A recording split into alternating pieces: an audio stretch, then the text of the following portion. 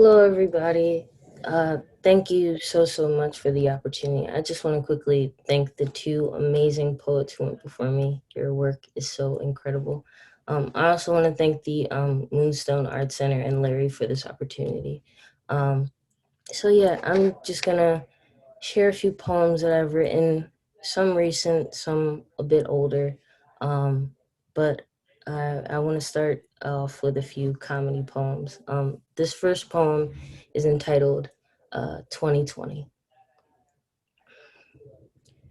2020. I'm writing you to let you know what an asshole you've been. Our 1 year relationship was overly complicated for too many reasons to count. Now, I'm not gonna lie, I had high expectations, but you couldn't meet half of them. You came with so much baggage, you were extra and so problematic.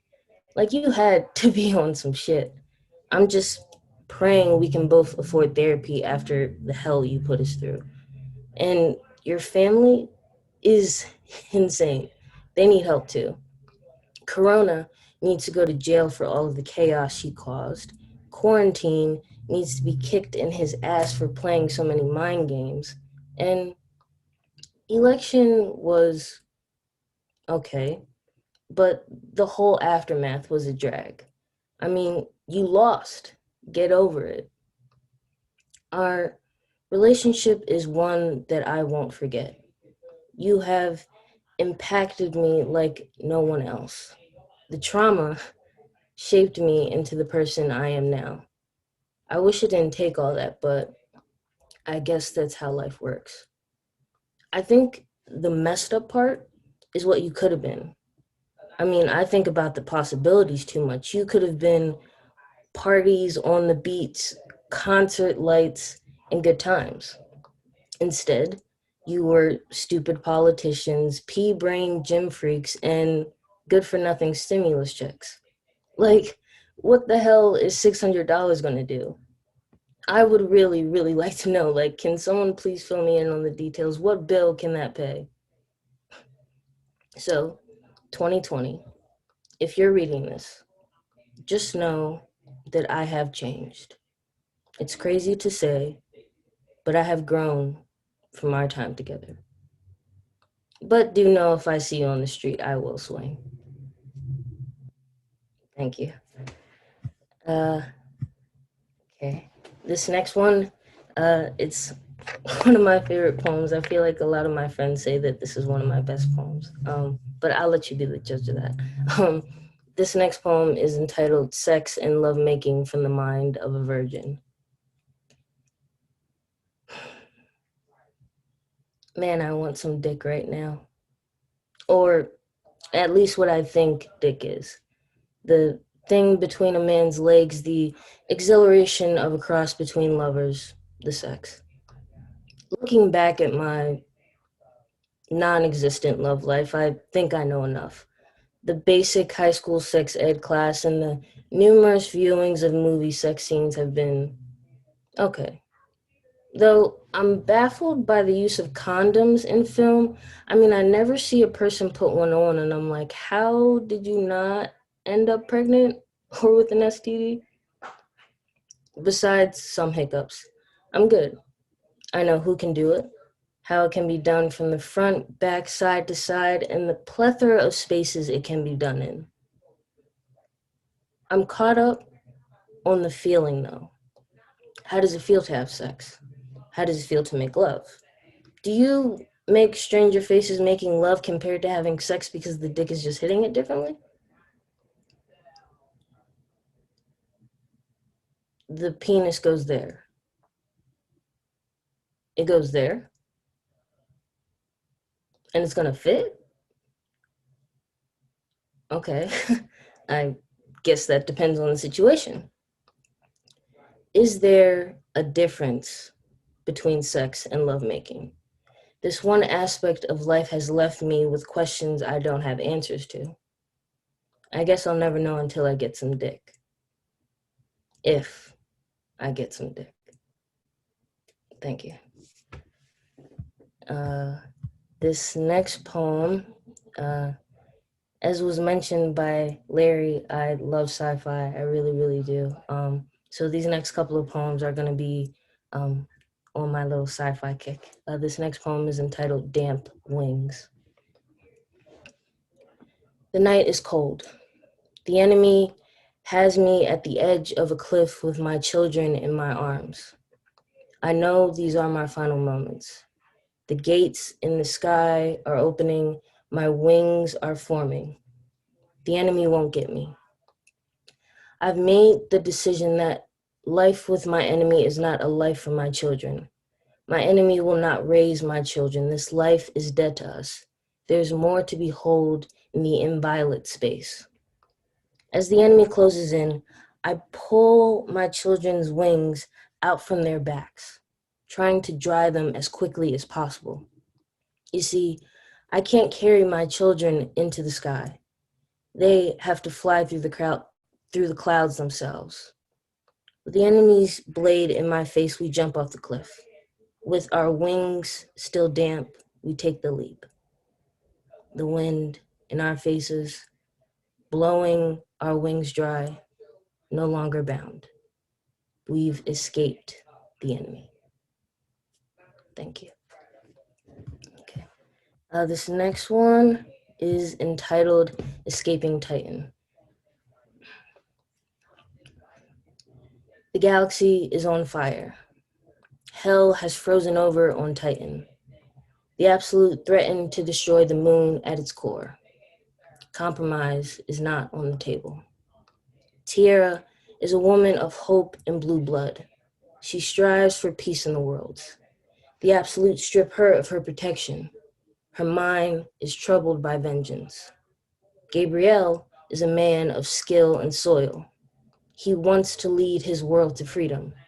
The Absolute strip him of his family. His mind is troubled by vengeance. The war introduced these two strangers. Teyanna became his family and Gabrielle became her protection. The Absolute was their beginning, but their time was limited. The moon is dying. The Absolute want to use blood as an example. Teyanna and Gabrielle race to evacuate Titan. Normal families can be broken, and the people need protection. Peace requires sacrifice. The galaxy needed a queen. Gabriel felt that his love for Teyanna can never outweigh the needs of the galaxy. Gabriel died, securing Teyanna's place in the cosmos. Within the rubble of Titan's implosion lies his body. Yet his soul is forever attached to Teyanna as she leads the galaxy to freedom. Thank you. Okay, so these next couple of poems, I guess you could say I was really intertwined, I guess you could say, with my blackness. But this next piece is entitled Untouchable. Some shit you can't touch. Some shit you can't do. And some shit you can't say. And you're just gonna have to deal with it. This crown on my head adapts to emotion, every kink and curl a roadmap to heaven. My tongue speaks life and death. This dialect is poison to those not chosen to use it. This skin was dipped in the sun's fountain of joy and gold. It never was or will be ugly. My swag can't be copied and pasted onto beings not capable of the cosmic radiation. You can't touch this. And you feel some type of way about it, don't you? But don't be mad. Just appreciate. Don't make money off of stuff you stole. Don't monetize my existence and call it your own. Don't cash out on this masterpiece because this design is exclusive. You are in the presence of greatness right now. Learn and listen. Grow and gratify. My shit is mine. You can look, but don't touch. Thank you. And this next piece is entitled Mute. Silenced in life and death, matter then and now, crying here and later. This is what America does to you. If Breonna Taylor could talk, America would drown out her words. The cries and screams of color are painted white. Her light was taken in the dead of night, without reason, without cause, without consequences. America chooses to be deaf no matter how loud it gets. I've been yelling for 400 years, and you won't listen, won't accept, won't repent. You say it's my problem when it's really yours. I won't claim the gun in your hands. She deserves to be here right now. She deserves her happiness. She deserves her legacy, not the plague that you sentence us with. This disease blinds you, mutes me, and kills us. How many more lives have to turn to nightmares before you realize that this is the American dream? Not the house with the picket fence and the dog in the yard. It's the blood on the street and the violence in your existence. I've chosen to wake up from the dream, yet you can still kill me in my sleep. What must I do? What must I say? What must I become to be in America? Because words mean nothing and everything here. It's just a matter of who's talking. Thank you. So this next poem is entitled Could Be.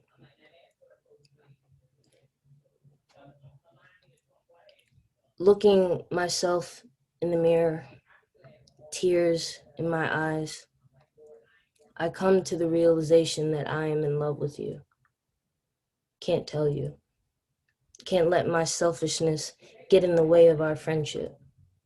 8 years of kinship ain't worth my fleshly desires and bottled up emotions.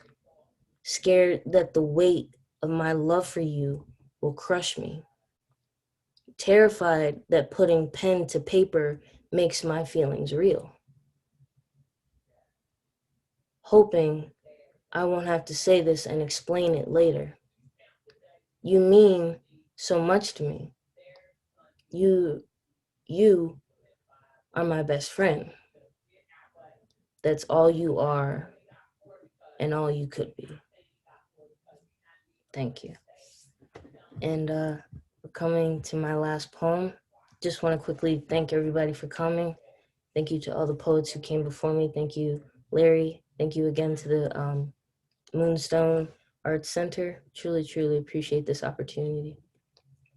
This last piece is entitled The False Prophet. I grew up believing in a false prophet. His name is Silence. He told me he would protect me, but his shield was made of glass. He never left me content. I was never truly happy. He gave just enough, but never brought abundance to the table. I would accept his ways, but was never completely satisfied. Looking back at my worship, I realize I wasted opportunities. I wish I would have trusted my voice sooner. Thank you. Thank you all so much for this opportunity. Thank you. Thank you. Thank you. Terrific reading this afternoon. Thank you all.